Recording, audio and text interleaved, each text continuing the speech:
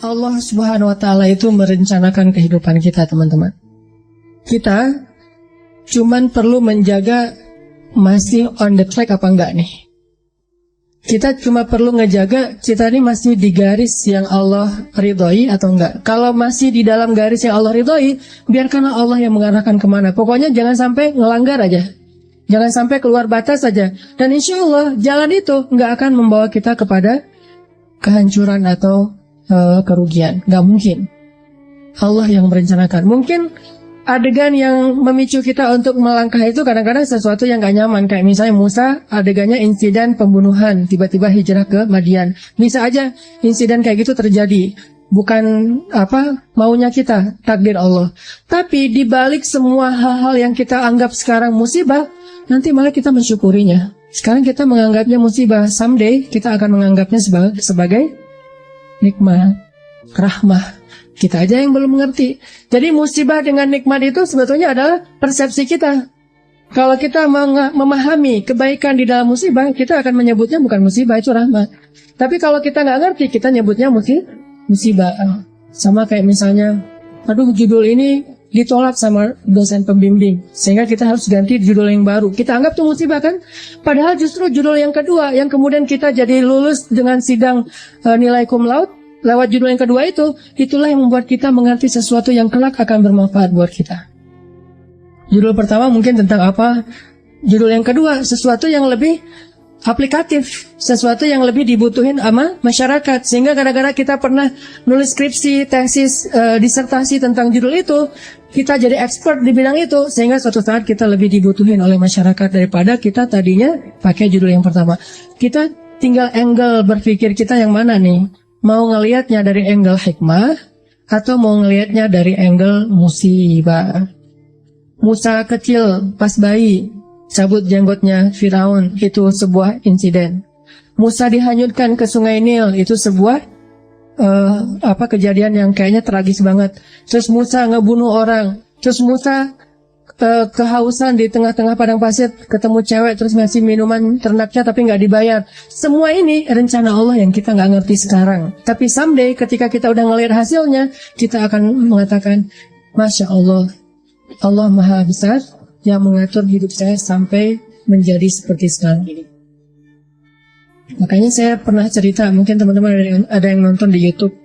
Dulu ketika di Mesir, pulang dari Mesir tuh, saya ikut istri ke Bandung. Istri saya ngajar di Bandung, akhirnya kita ke Bandung. Saya nggak senang waktu itu belum dapat hidayah ya, nggak senang ngajar di kampus, nggak senang ngajar di pondok pesantren. Tapi karena terpaksa, nggak ada kerjaan, saya ngelamar-lamar gitu ke pondok-pondok pesantren. Semua nolak. Alasannya sama, lebih banyak guru daripada murid. Ya udah deh, gak apa-apa, karena nggak ada yang nerima. Saya pikir, kok saya pulang-pulang jauh-jauh dari Kairo tapi nggak punya kerjaan ya, kayak malas gitu. Malah ngelamar jadi kuli aja nggak diterima. Soalnya kuli itu yang dilihat keahlian dan otot kan. Saya punyanya ijazah LC, nggak nyambung dengan perkuliahan gitu. Akhirnya nggak punya kerjaan, saya nerjemahin buku. Udah capek-capek nerjemahin buku, pas dikasih ke penerbit, katanya buku itu udah terbit, diterjemahin sama orang lain. Saya salah milih judul. Akhirnya nulis buku sendiri yang belum diterbitin orang. Walaupun kalau bahasa Sunda mah capruk, nggak jelas ngomong apa gitu. Pokoknya nulis aja, nulis. Udah selesai nulis, dikasih ke penerbit, nggak ada yang mau nerbitin karena nggak layak katanya. Kan ini adegan-adegan yang awalnya kita anggap sebagai kesulitan musibah kan? Karena nggak mau diterbitin sama penerbit, akhirnya saya kepikiran lagi, ya udah kenapa nggak diterbitin sendiri aja? Diterbitin sendiri. Alhamdulillah minjem uang dari teman 30 juta dan dia Allah takdirkan dilembutkan hatinya, mau aja, padahal nggak kenal amat, baru kenal juga beberapa bulan, mungkin ngeliat muka saya tuh muka melas gitu ya. Jadi saya pinjam dong 30 juta. Oh ya udah ambil aja, nggak 30 juta. Dia punya percetakan sampai sekarang jadi teman baik. Dia yang punya percetakan, udah nggak apa-apa Ustaz, cetak aja ntar bayarnya waktu terserah Ustaz. Dikasih waktu 6 bulan. Saya cetak, udah gitu terbitin sendiri. Dijual seluruh Indonesia. Caranya kirim pakai bus-bus malam gitu kan. Saya pakai kardus Marlboro ngangkat. Jadi saya penulis, saya kulinya, saya direktur penerbitnya. Pokoknya apa sendiri aja semuanya, ngangkat di jalan raya. Nih, saya mau ngirim buku. Oh, buku siapa? Ada tuh orang yang nulis bagus, tulis. Kirim ke Sumatera, ke Sulawesi, ke Jawa, udah dikirim, nggak ada yang balik. Terus laporannya nggak jelas, orangnya kemana nggak ngerti karena nggak kenal amat gitu, lewat internet doang, lewat email. Nggak ada laporan. Waktu itu sekitar 3.000 buku, 1.000 yang dikirim keluar kota itu raib aja, nggak ada hasil. 2.000 lagi ya udah saya jual di Bandung aja kalau kayak gini. Jual di Bandung, pas ada kayak Islamic Book Fair ya, pameran buku Islam. Saya nyewa satu space di stand salah satu penerbit Islam di Bandung. Nggak nyewa stand, nyewa space doang di depan. Saya pakai X banner, terus pakai meja, ngangkut pakai motor sendiri, pakai topi biar nggak ada yang tahu, pakai masker. Taruh, ngerjain sendiri semuanya, udah beres semuanya, pergi ke belakang, ganti baju yang baju kemeja, pakai dasi gitu, full pen. Nah gitu, pakai rambutnya dirapiin, berdiri di sebelah X banner. Orang-orang pada nggak kenal kan buku ini baru banget. Ini buku apa? Oh ya ini bukunya bagus. Siapa penulisnya? Karena di X banner itu wajah paling besar tuh wajah saya. Jadi tulisan buku apa tuh kecil-kecilan, yang penting wajahnya yang gede gitu. X banner foto saya yang paling besar. Qadarullah, waktu itu saya ngambil foto kan sembarangan aja dari foto-foto lama tuh. Saya ada foto baju putih dan mungkin kalau orang perhatiin kelihatan. Ternyata di sini ada uang 1.000. Kelihatan ada uang 1.000 di foto itu teh. Saking memprihatinkan. Mulai alhamdulillah 3 bulan bisa membayar hutang di percetakan. Mulai berkembang, bikin bisnis. Waktu itu belum ada pulsa di Alfamart, Indomaret, masih M-Kios gitu. Punya 60 cabang M-Kios di Bandung. Mulai masuk ke jual beli mobil bekas, masuk ke properti. Terus ujung-ujungnya alhamdulillah balik lagi kepada habit, yaitu dunia dakwah. Jadilah sekarang di Pemuda Hijrah, dan saya tinggalkan yang usaha-usaha kayak gitu biar fokus kepada dakwah. Tapi akhirnya saya berpikir, kalau dulu saya mungkin diterima ngajar di satu tempat, mungkin saya nggak akan pernah ngelakuin hal-hal yang seperti sekarang. Kalau dulu saya diterbitin bukunya oleh orang lain, mungkin saya nggak akan pernah nulis sendiri, dan seterusnya dan seterusnya. Banyak hal yang kita sebut sekarang musibah, besok kita bilang itu sebuah nikmat. Angle-nya doang yang berbeda. Tinggal kita yakin nggak sama Allah Subhanahu Wa Taala. Jadi bisa jadi hari ini ditolak atau hari ini diputusin, suatu saat kita mensyukuri keputusan itu. Alhamdulillah saya diputusin, itu disyukurin. Kenapa? Gara-gara diputusin, akhirnya dia menikah dengan orang yang lebih baik daripada kita. Syukur kan? Namanya cinta sejati. Gimana? Harus syukur. Alhamdulillah dia dapat yang lebih layak daripada saya. Dan saya mah nggak dapat sampai sekarang misalnya. Ya nggak apa-apa. Kayak Julaibib ya. Tunggu aja di masjid. Kan gak enak banget awalnya tuh. Gimana kita menganggap diputusin itu nikmat, apalagi diputusin dengan bahasa kita adik kakak aja ya. Berat ya, gak enak kalau kayak gitu kan. Cuman nanti suatu saat kita akan mensyukuri nikmat itu. Kayak banyak orang yang ngerasa kok saya ngeband dan sekian lama tapi gak ada yang masuk ke dapur rekaman, sampai dia bikin kayak semacam sponsor me kan. Dia ngeband terus bikin arrangement lagu, dia posting di YouTube, diupload di YouTube supaya ada yang sponsor. Ternyata nggak muncul. Anak skate, dia ngetrik tapi nggak ada yang jadiin dia brand ambassador brand tertentu. Akhirnya dia upload di YouTube ngetrik kickflip yang model baru apa gitu mungkin, atau no comply gitu, dia nggak ngetrik tapi bisa terbang-terbang. Berharap ada yang sponsor, ternyata belum. Apa yang hari ini kita anggap sesuatu yang kayak kekalahan, satu musibah, satu kesulitan, suatu hari nanti ketika kita paham, kita akan mengatakan itu nikmat. Dengan satu syarat, gimana pun kondisi yang kita alamin sekarang, jangan keluar dari jalur yang Allah ridhoi. Itu aja syaratnya. Makanya kan saya bikin tagline banyak main, banyak manfaat. Saya nggak berani bilang nggak punya dosa, karena itu namanya mentazkiyah diri sendiri. La tuzakku anfusakum. Janganlah kalian menganggap diri kalian suci. Tapi maksudnya sedikit dosa ini tinggalkan dosa. Kenapa? Karena kalau kita udah melanggar, gimana pun kita sekarang lagi dapat nikmat banyak, terus kita melakukan dosa yang Allah nggak suka, nikmat itu bisa berubah musibah.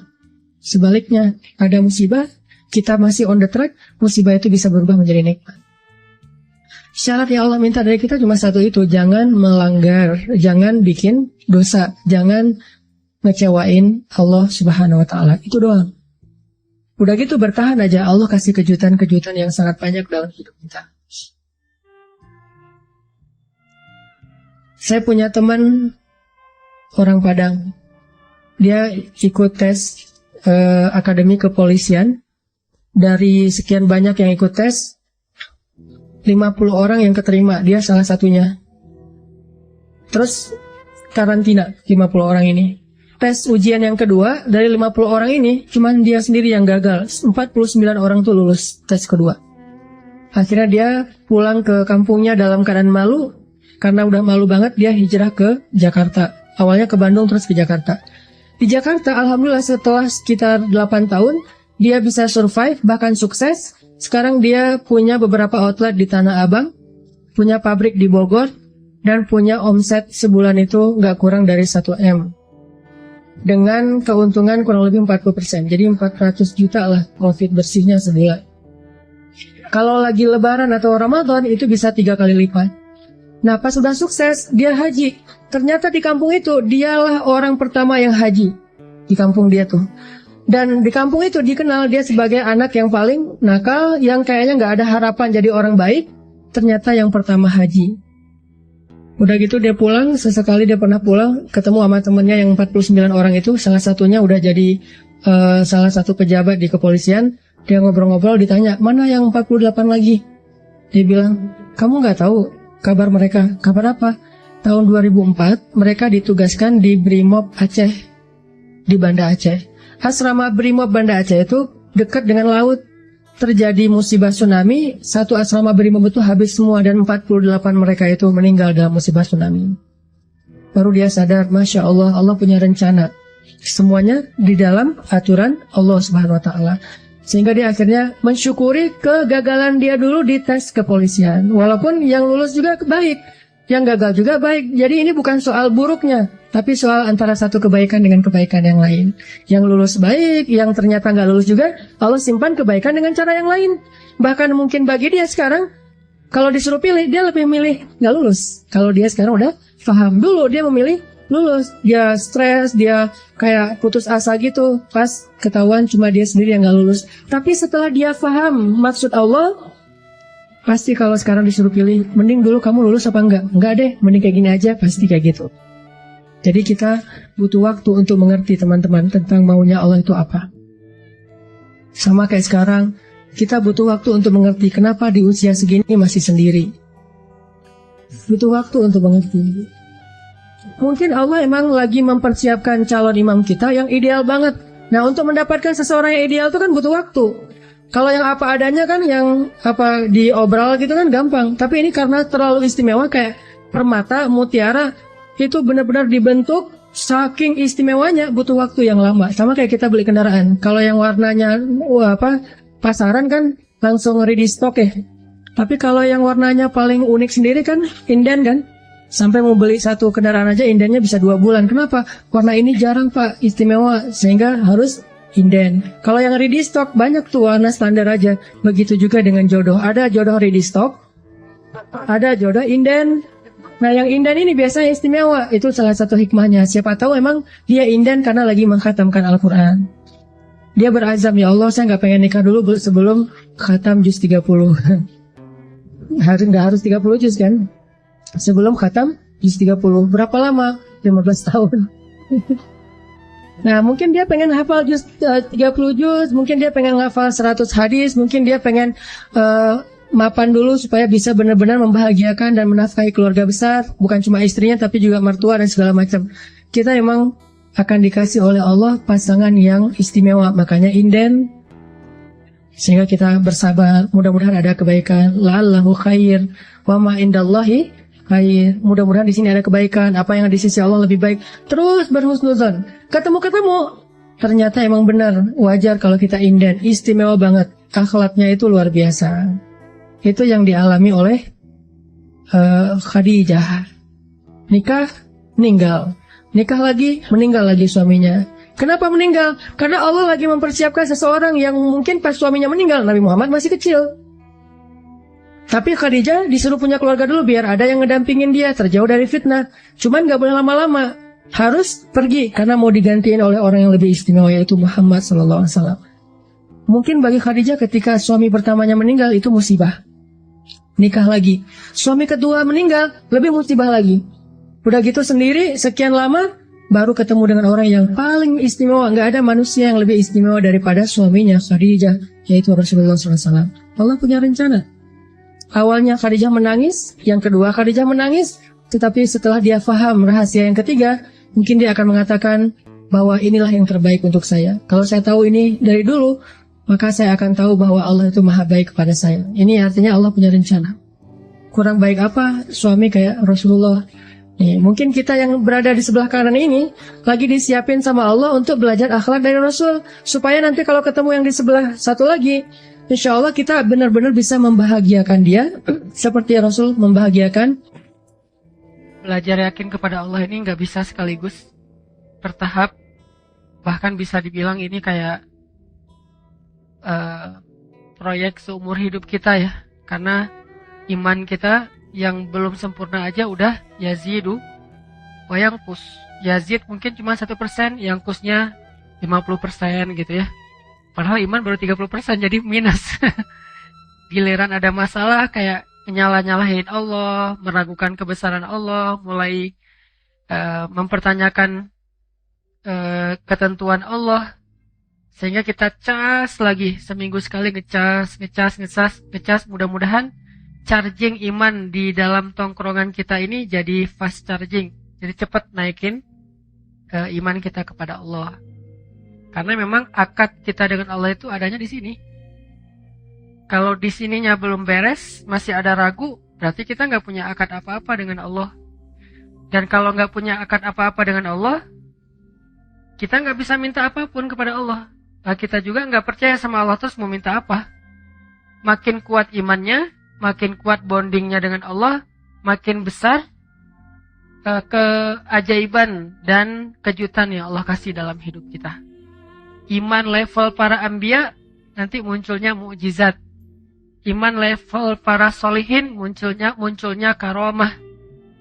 Iman level kita kalau yakin muncul maunah. Kalau imannya masih labil dan lebih sering ragunya daripada yakin, berarti kita nggak punya MOU apapun dengan Allah Subhanahu Wa Taala. Sehingga kalau nggak punya MOU, nggak akan berlaku janji makhraja rizki min haitsu la yahtasib yaj'al lahu min amrihi yusra. Itu kan hanya berlaku buat siapa? Orang yang yakin kan? Wa may yattaqillah yaj'al lahu makhraja wa yarzuqhu min haitsu la yahtasib. Wa may yattaqillah yaj'al lahu min amrihi yusra. Wa may yattaqillah yukaffir anhu sayyi'atihi wa yu'zim lahu ajra. Jadi cuman kalau kita takwa kepada Allah, dan salah satu di antara makna takwa iman. Karena takwa ini judul besar. Kalau di breakdown, akarnya adalah iman. Pohonnya adalah taat. Buahnya adalah rahmat, ampunan, kebaikan, banyak buahnya. Tapi akarnya iman. Alam tara kaifa daraballahu masalan kalimatan thayyibah asluha sabit wa far'uha fis sama tu'ti ukulaha kullahinin bi'izni rabbiha. Asluha sabit, kata sebagian besar ulama tafsir tentang asli dari asluha sabit. Aslul itu jadi bahasa Indonesia, asal jadi asal. Kan bahasa Arabnya asl atau aslu. Asal terus jadi bahasa Indonesianya karena nggak bisa bilang asal, jadi asal. Asal-asalan. Asluha, asalnya sabit. Akarnya kuat. Dan apa akar dari kalimat itu? Akarnya adalah iman. Akarnya adalah iman. Far'uha, cabangnya, pohon sampai cabang-cabangnya menjulang ke langit. Maksudnya ta'ah, ketaatan. Istiqomah, komitmen. Dawam, konsisten. Itulah pohon dan cabang-cabangnya. Terus tu'ti ukulaha kullahinin bi'izni rabbiha. Buahnya, ukulaha, hasilnya, itu adalah kebaikan hidup, ampunan dosa, rahmat, berkah, pertolongan, kejutan-kejutan, itu buahnya. tetap aja asalnya adalah bibitnya adalah iman. Makin kuat akarnya, makin besar pohonnya. Makin besar pohonnya, makin banyak dahannya. Makin banyak dahannya, makin banyak pula buahnya ketika panen. Jadi itu analogi yang sangat sederhana tapi dalam. Jawami'ul kalam. Bisa ditafsirkan dari berbagai macam dari berbagai macam angle. Sehingga kalau kita pengen hidup kita nyaman dalam kondisi sarro atau darro, ya berarti balik lagi kepada asalnya apa? Ajaban li amril mu'min. Balik lagi kepada iman. Ajaban li amril mu'min. Inna amrahu kullahu khair. In asabathu sarra syakara fakana khairallahu. In asabathu darra sabara fakana khairallahu.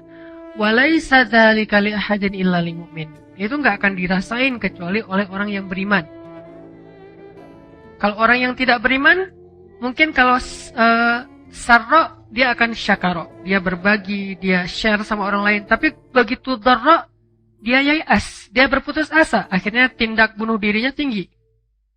Orang-orang yang enggak beriman, dalam kondisi nyaman, kehidupan mereka itu bagus. Akhlak mereka, karakter mereka, sikap, attitude mereka itu sopan, bagus, disiplin, keren lah pokoknya di negara-negara maju gitu kan. Tapi begitu darra, ada masalah, bunuh diri. Bete dikit, bunuh diri. Gak enak badan, males banget hari ini bunuh diri, bunuh diri. Jadi terlalu rapuh gitu. Kenapa terlalu rapuh? Karena kata Nabi, walaisa dzalika li ahadin illa lil mu'min. Karena dia enggak beriman, sehingga enggak ada yang dipegang sama dia ketika dia mau jatuh. Jatuh aja. Makin tinggi dia mendaki, pas jatuh ya makin parah nasibnya. Karena kenapa? Karena ketika dia jatuh, dia kehilangan banyak hal karena dia ngedakinya udah tinggi. Misalnya karirnya bagus, tiba-tiba ada masalah, akhirnya dia stres banget, bunuh diri loncat dari gedung, tabrakin diri ke MRT misalnya, dan segala macam lah kasus-kasus bunuh diri yang tinggi di negara-negara itu. Kenapa? Walaisa dzalika li ahadin illa lil mu'min. Kalau kita juga kayak gitu, walaupun kita ngakunya orang mukmin, wa ma hum bimu'minin fi qulubihim marad, ada masalah di hati mereka. Masalah apa? Raib, keraguan. Masalah apa? Syak, enggak yakin sama Allah Subhanahu wa taala. Atau masalah apa?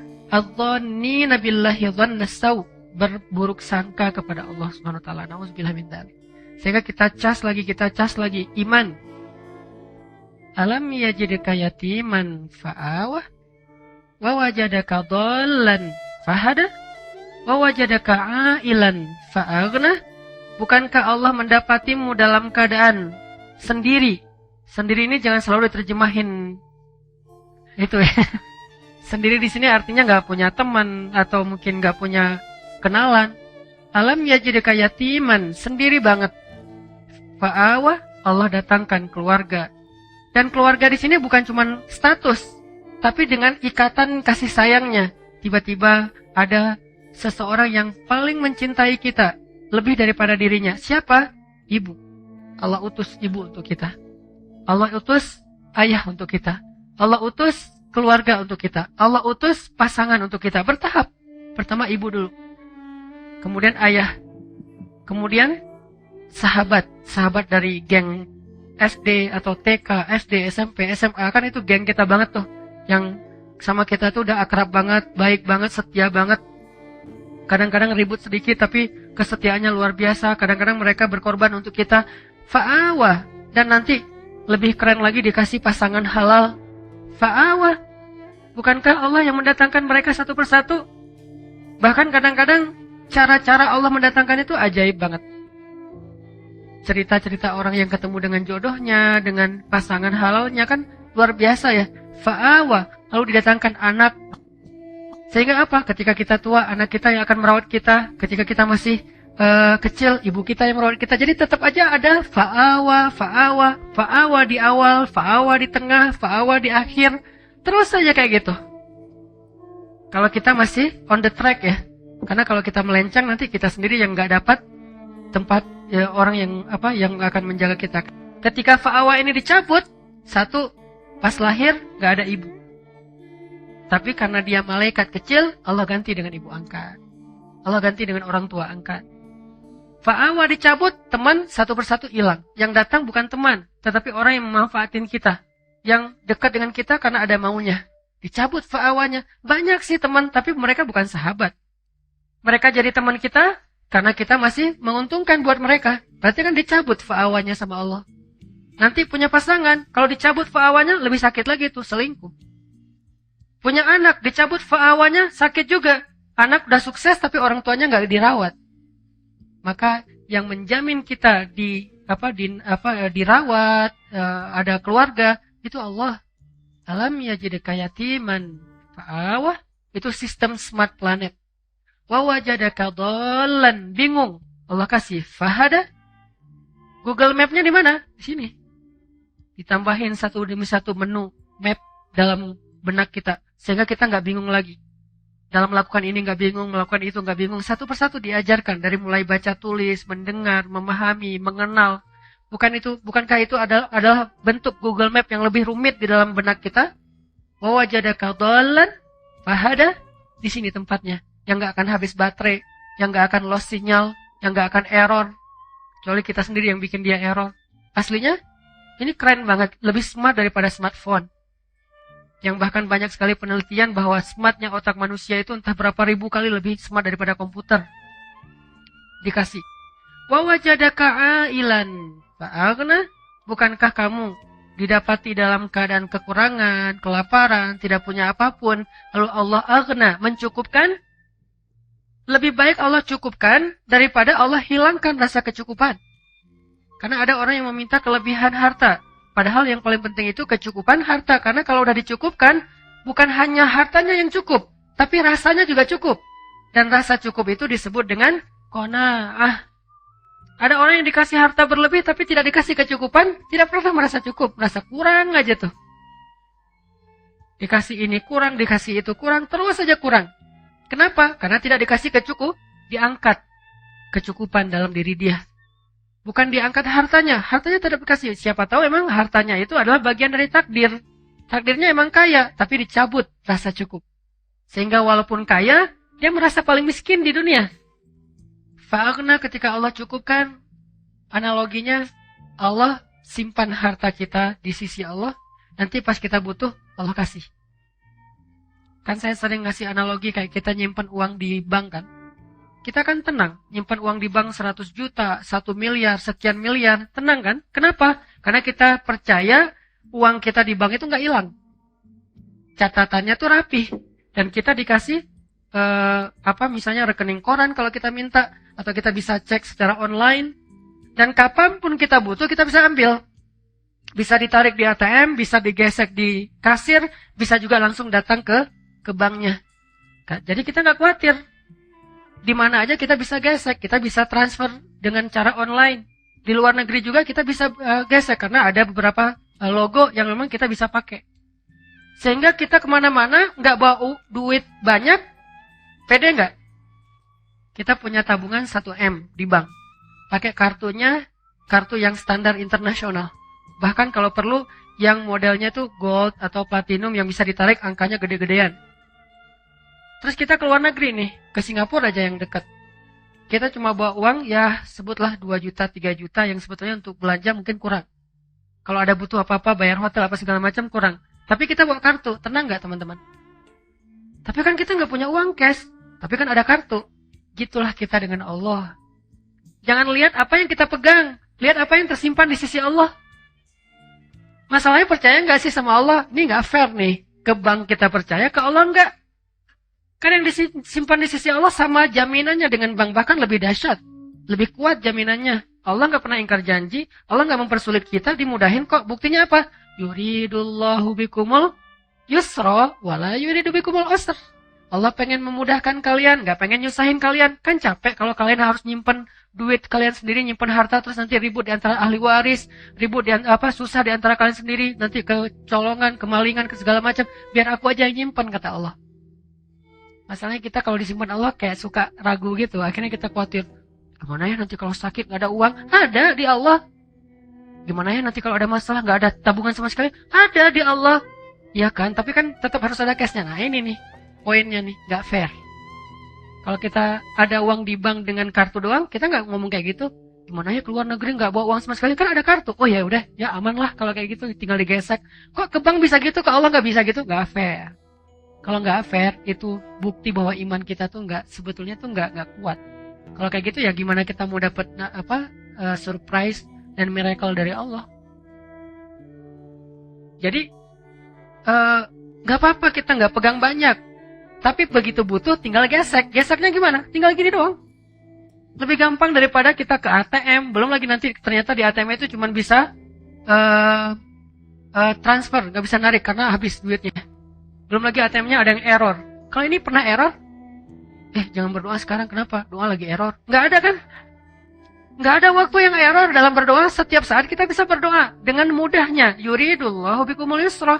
Allah tuh pengen mudahin kalian, nggak pengen nyusahin kalian. Karena kalau kalian pegang harta yang banyak banget, kalian susah. Bayar pajaknya, belum lagi nanti maintenance-nya, belum lagi nanti keributan di antara keluarganya, belum lagi kecemburuan orang kepada kalian. Udah deh, daripada kalian susah megang-megang aset itu, aku pegang aja. Nanti kalau butuh bilang ya. Kan gitu kan akadnya. Kalau butuh bilang, wa may yattaqillah yaj'al lahu makhraja wa yarzuqhu min haitsu la yahtasib wa may yattaqillah yaj'al lahu min amrihi yusra. Kan gitu sederhana. Tinggal gini doang. Cara gesek ATM kita ke Allah tuh gini doang. Dan kata Nabi dalam hadis qudsi, aku malu kalau hambaku mengangkat kedua tangannya meminta kebaikan lalu nggak memberi. Allah malu. Nggak mungkin nggak dikasih. Pasti dikasih. Cuman cara Allah ngasih 3 model. Kadang dikasih persis kayak yang kita minta. Kadang dikasih lebih banyak, lebih baik dari yang kita minta. Kadang dikasihnya dengan model yang lain, yang sama dengan nilai yang kita minta. Kayak misalnya kita punya kartu ATM. Belanja nih di luar negeri. Kita gesek. Bisa kita gesek dan akan keluar angka sesuai dengan yang kita sebut. Bisa juga, Pak, ini ada bonus. Bisa gitu kan? Begitu kita mau bayar sesuatu kan suka gitu tuh. Ada bonus dari banknya. Begitu, Pak, ini ada bonus mau dipakai nggak? Ada poin. Sehingga yang tadinya harganya 1 juta, gara-gara poin jadinya 750.000. Poin 250.000. Mau dipakai enggak? Kan suka gitu ya, bisa aja gitu. Bisa persis, bisa ditambah dengan bonus. Bisa juga diganti dengan yang lain. Pak, selain dapat bonus ini, Bapak nanti dapat merchandise, dapat hadiah apa misalnya. Ternyata Bapak dapat mobil, dapat apa. Kan gitu cara Allah. Yang pasti bisa banget. Dan Allah kalau transaksi dengan Allah itu jauh lebih banyak untungnya daripada dengan makhluk. Karena Allah ghaniyun, maha kaya. Gak akan kekurangan harta Allah. Sehingga tinggal gini doang. Masalahnya kita gak terlalu yakin dengan ini, lebih yakin dengan ini. Kalau bawa kartu yang bisa diginiin kita pede. Kalau gini kita gak pede. Ini masalah iman. Kenapa kita gak pede dengan ini? Emangnya Allah gak ada? Ada, tapi kenapa gak percaya? Ya gitu deh. Nah ini nih jawabannya nih. Istafti qalbak, tanya ke hati kalian masing-masing kata Nabi. Istafti qalbak, tanya ke hati masing-masing. Akadnya tuh di sini. Kalau kita pede kayak gini, sama dengan pedenya gini, gimana? Lihat nanti keajaiban banyak banget dalam hidup kita. Tapi kalau yang kayak gininya agak ragu-ragu, ya sih, tapi kan butuh gini juga. Enggak. Gini. Ada gini, enggak ada gini, terserah deh. Yang penting gini nih. Cara biar tabungan kita banyak di sisi Allah, beramal soleh aja terus. Kadang langsung di cashin, dibayar sama Allah. Kadang nanti ditabung dulu sama Allah. Saya udah beramal Ustaz, tapi gak ada buktinya. Lagi ditabung sama Allah, kamu gak butuh sekarang soalnya. Nanti pas butuh, tinggal gini, Allah kasih. Tapi kan Allah gak secepat itu ngasihnya. Siapa bilang? Manusia aja bisa instan, masa Allah gak bisa? Jangan sampai kita menganggap manusia bisa lebih dari Allah. Ini bukan teori rububiyah, uluhiyah, asma dan sifat. Ini praktek langsung ke dalam hati kita. Daripada kita hanya terjebak dalam teori. Hafal semua teori rububiyah, hafal semua teori uluhiyah, tapi begitu dikasih pilihan hidup, bingung, ragu. Mana rububiyahnya? Saya tidak mengangkat dari sisi angle rububiyah, karena itu materi kuliah, materi kampus, materi calon ulama. Ini angle praktis aja deh buat kita dalam praktek kehidupan sehari-hari. Bisa enggak kita yakin dengan ini, seyakin ini? Kalau bisa lebih dari itu, lebih keren lagi. Mungkin bertahap, nggak langsung bisa lebih deh. Minimal fair, sama. Aduh, lupa bawa dompet. Aduh, hari ini belum sholat sunnah misalnya. Jadi kayak nggak ada modal gitu. Coba kalau hari ini kita ngeluarin harta kita fisabilillah, semudah kita investasi yang kita percaya banget dengan corporate-nya, dengan perusahaannya. Kalau kita bikin kerjasama dengan manusia, biasanya bagi hasilnya berapa? Sebutlah 60-40 ya. Kita kerjasama, kita dapat 60% dari hasil. Atau yang modalnya konvensional, kita dapat paling tinggi, jarang lah gitu, 5% dari modal. Itu tuh jarang banget. Rata-rata ya 1, sekian persen atau 2%, bahkan kurang dari 1%. Deposito lah misalnya. Kita naruh uang kita 1 M, tiap bulan misalnya nanti kita dikasih tuh 3 juta. Berarti berapa persen? 0, kan? Karena 1%-nya 10 juta ya. Berarti 0, sekian. Nggak sampai 1%, kita percaya. Naruh duit kita di deposito, kemudian tiap bulan kita tunggu aja. Oh, nambah 1 M, 3 juta. Bulan kedua 6 juta. Bulan ketiga 9 juta. Bulan ke-6 udah bisa beli motor. Gitu kan kita mikirnya? Kenapa kalau ke Allah kita ragu? Udah kasih aja ke Allah. Allah balikinnya tuh bukan 0, 700 kali lipat. Masalahnya kita, ya sih. Itu untuk masalahnya tuh. Kasih aja deh. Ntar Allah ganti. Enggak, buktinya enggak 700 kali lipat. Karena disimpan. Coba kalau dikasih 700 kali lipat blek cash, kita kewalahan nyimpennya. Ntar kita susah sendiri. Kan Allah bilang, yuridullahu bikumul yusra. Allah pengen mudahin kalian. Jadi dikasih, tapi disimpan sama Allah. Kamu gak percaya sama saya? Kan gitu kan pertanyaan Allah harusnya kan ya? Percaya Allah, yaudah deh gak apa-apa, Allah aja yang simpan. Udah disimpan sama Allah. Nanti pas butuh tinggal gesek. Ya Allah, yang kemarin boleh dicairkan dikit gak? Itu kan hadis tentang 3 orang yang terkurung di dalam gua kan? Ya Allah, dulu saya pernah gini, dulu saya pernah gini, dulu saya pernah gini. Boleh gak saya minta sekarang balasannya? Kalau engkau ridho, Allah balas. Itu hadis sahih. Berarti boleh dong kita beramal terus ditabung di sisi Allah. Nanti someday ketika kita butuh, kita tinggal bilang dengan bahasa kita. Walaupun gak sevulgar itu sih, ya Allah dulu saya ada amal ini, boleh gak sekarang saya ditolong sedikit dengan. Pastinya Allah menyimpan lebih banyak lagi pahalanya. Pahala itu bukan kalimat teman-teman. Pahala itu berbentuk. Bahasa Indonesia yang lebih tepat itu pahala, ajrun itu upah. Jaza itu reward. Jadi benar-benar dikasih itu upah, reward. Cuman nggak tahu dari mana asal kata pahala, saya nggak ngerti bahasa Indonesia asal muasal pahala. Cuman kalau kita terjemahin bahasa yang lebih dekatnya, ajrun upah, ujroh, jaza reward. Dan Allah nge-reward kita banget terhadap semua amal kita. Nggak ada yang nggak di-reward sama Allah. Bahkan lebih baik dari yang kita lakuin. Masalahnya nggak semuanya dikasih fisik. Karena kalau dikasih fisik, satu, takutnya kita malah sombong. Aset ada di mana-mana. Gaya gitu kan ya. Terus kita jadi malas berdoa sama Allah. Padahal berdoa itu ibadah. Ngerasa udah gak perlu berdoa juga, bisa langsung ngambil. Nah Allah pengen ngebonding kita nih. Kalau kamu butuh minta ya. Nah gak susah dah minta sama saya juga. Tinggal gini aja pasti aku kasih kok. Dan Allah yang nyimpen. Kalau Allah nyimpen lebih aman. Gak ada malingnya. Gak ada errornya. Gak ada manipulasinya. Gak ada pajaknya. Allah yang simpan. Mau yang gimana? Kalau kita percaya, ya udah deh ya Allah, sebagian besar engkau simpan aja, saya dikasih sebagian kecil aja, asal bisa punya rumah, punya mobil, punya tabungan dikit gitu ya. Nanti kalau kurang, tinggal minta lagi sama Allah. Jadi kalau kita benar-benar berakad dengan Allah kayak gitu teman-teman, kayak fairnya kita berakad dengan manusia, apa sih masalah hidup kita? Baru berlaku aja banuli amril mu'min. Orang mukmin itu seru hidupnya tuh. Santai, woles, gak ada masalah. Ada masalah? Ya Allah, ada masalah nih. Gimana dong ya Allah, bantuin dong. Langsung ditolong sama Allah. Tapi kita ngomong ke Allah tuh dengan ragu sih masalahnya. Ibarat kartu ATM, udah banyak baret-baretnya. Jadi kita gesek, Pak ini gak berlaku. Oh ya udah ganti lagi yang lain, ganti lagi sampai satu kotak kartu gak ada yang berlaku. Soalnya bukan kartu ATM yang kita kasih. Kartu Game Master. Gak akan keluar duit. Jadi iman kita tuh masih belum ATM, belum ada saldonya. Kartu sih, tapi bukan saldo isinya. Cuman untuk bisa main doang. Jadi coba kita bangun. Istafti qalbak. Bertanya ke hati kita masing-masing. Dan itu yang dikuatin.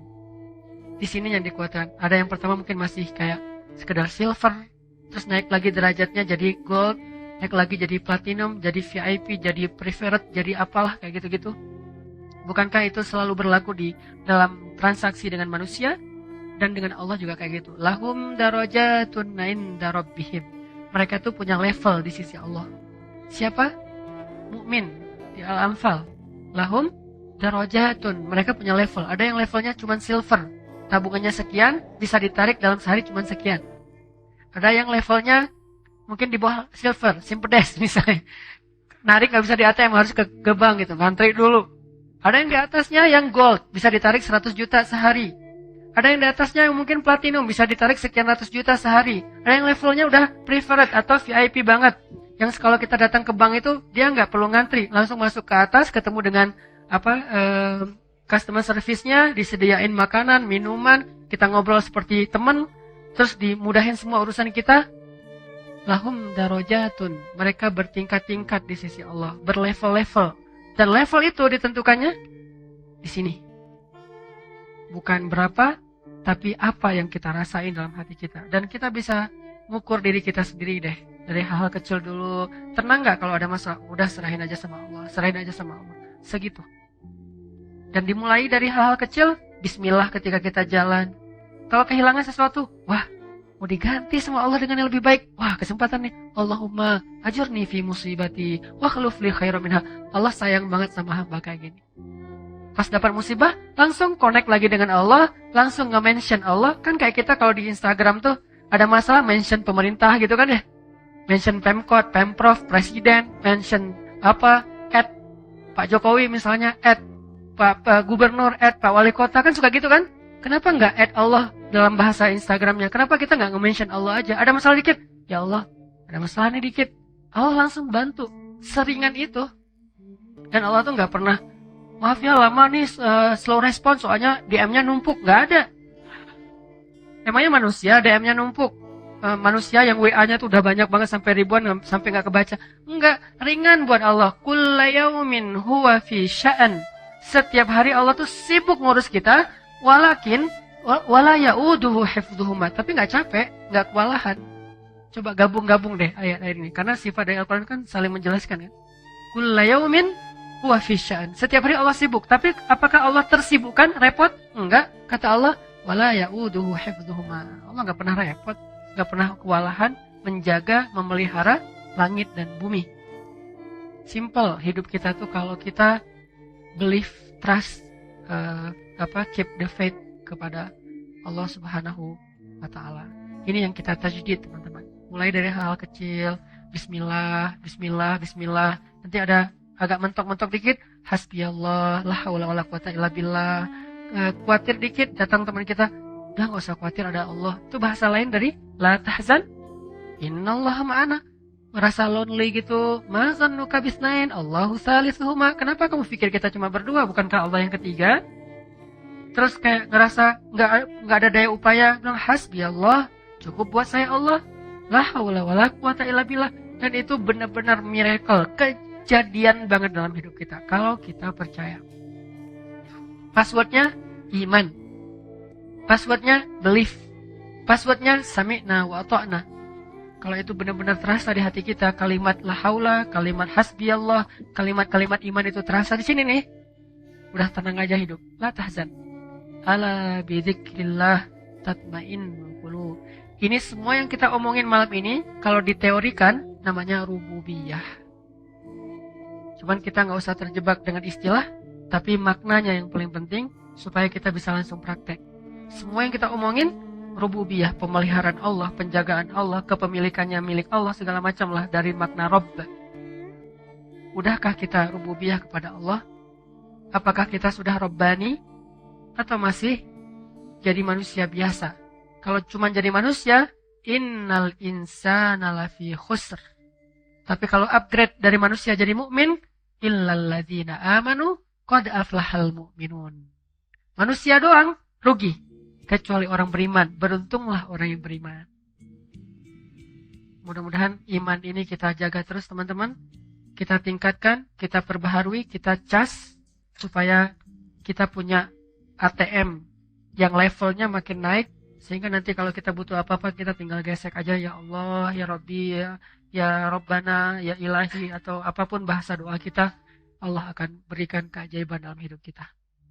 Jangan sampai kita berpikir lebih gampang dengan manusia daripada dengan Allah. Enggak, sebaliknya.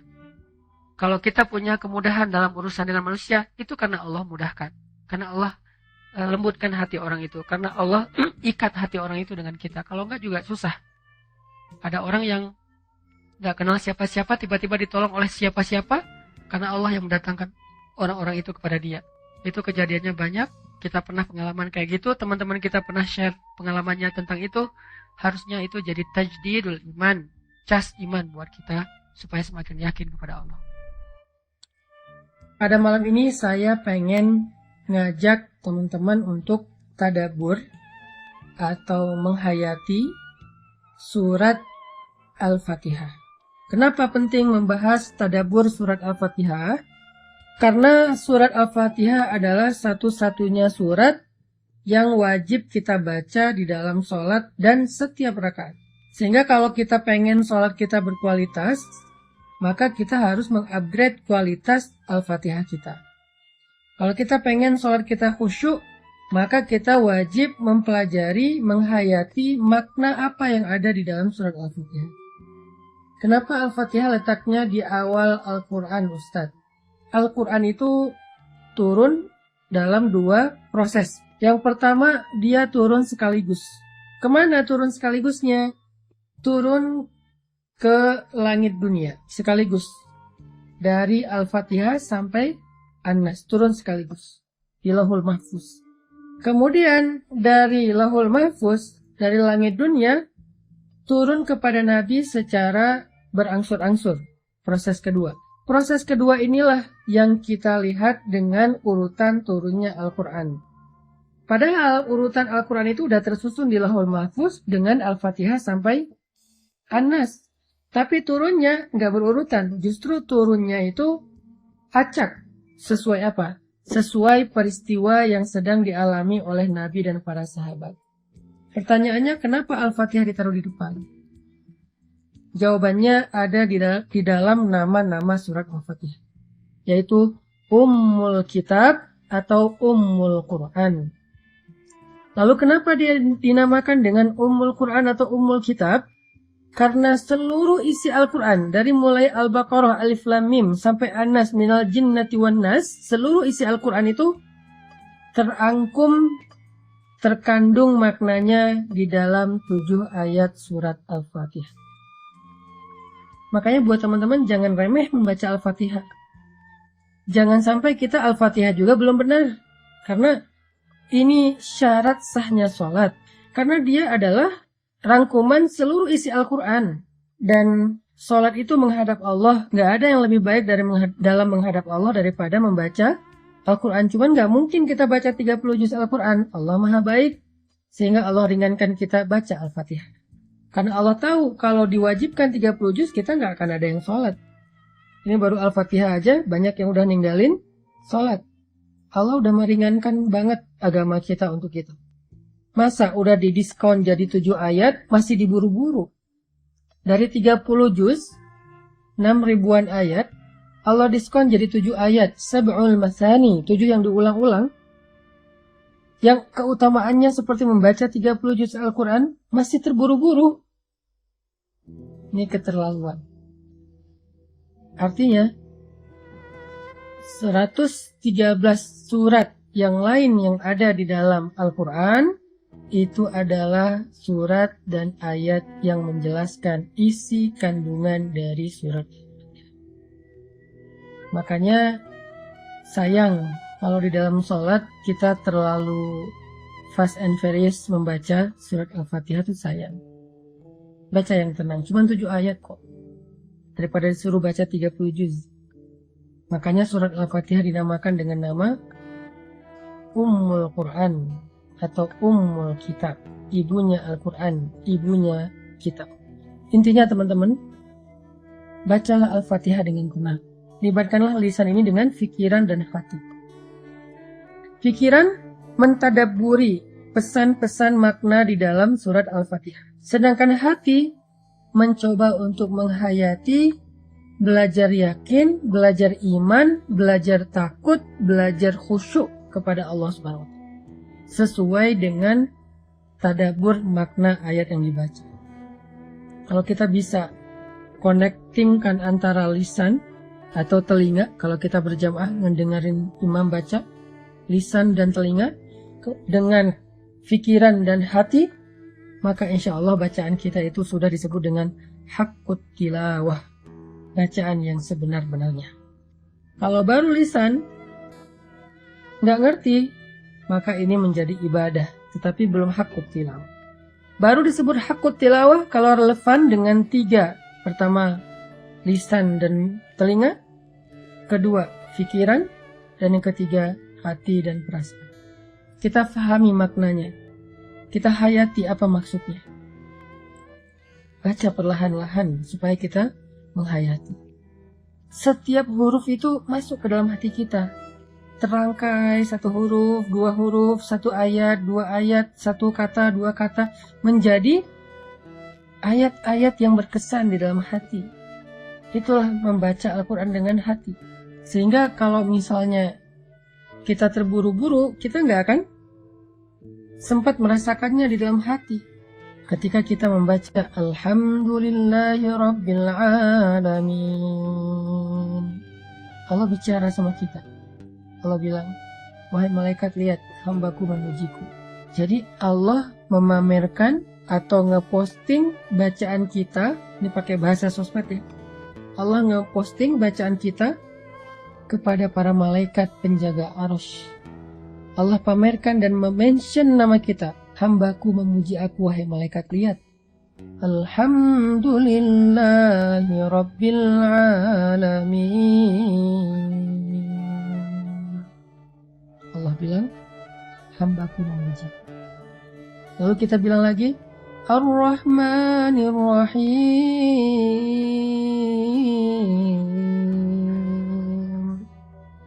Allah bilang, hambaku menyanjung. Maliki yaumiddin.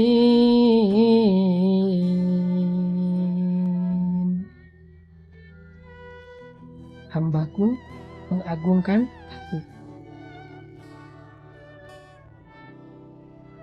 Iyyaka na'budu wa iyyaka nasta'in.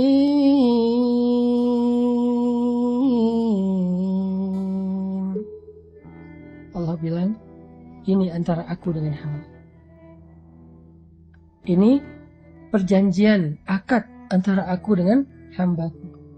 Ketika dia hanya menyembah aku, ketika dia hanya berlindung kepadaku, maka aku akan perkenankan harapan dan keinginannya. Fadhkuruni adzkurkum. Ingat aku akan ingat engkau. Ini antara aku dengan hambaku, semacam perjanjian. Jadi kalimat iyyaka na'budu wa iyyaka nasta'in itu kita kayak lagi jabat tangan, berjanji, berakad dengan Allah, sehingga Allah pun berjanji, komitmen untuk memberikan hak-hak kita sebagai hamba. Ihdinas siratal mustaqim.